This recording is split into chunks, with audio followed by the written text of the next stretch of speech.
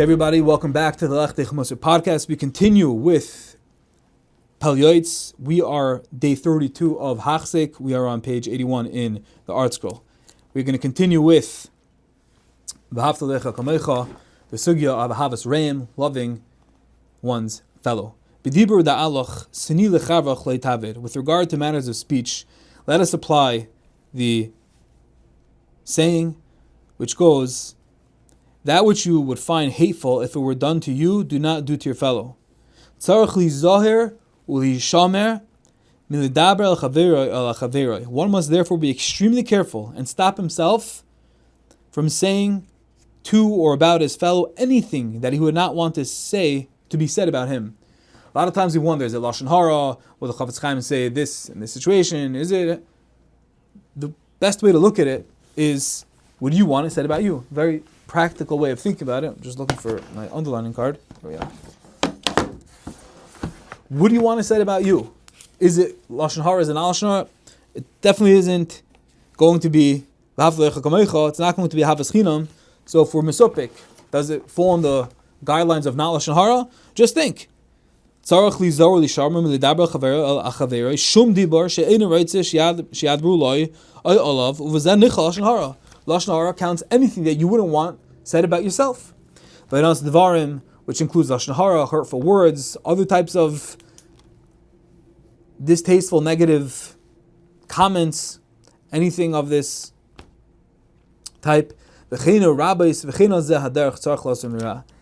there are many different types of examples regarding this. Now, in the same vein, regarding actions, we're speaking about words.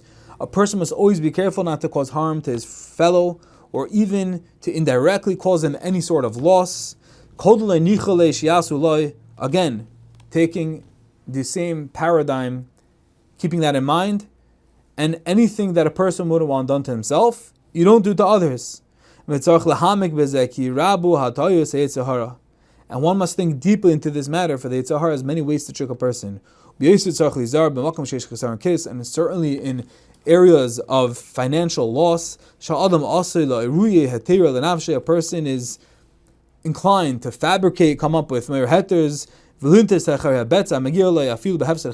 be drawn to gains that he thinks are gains, but they're really on the expense of the loss of his friend. And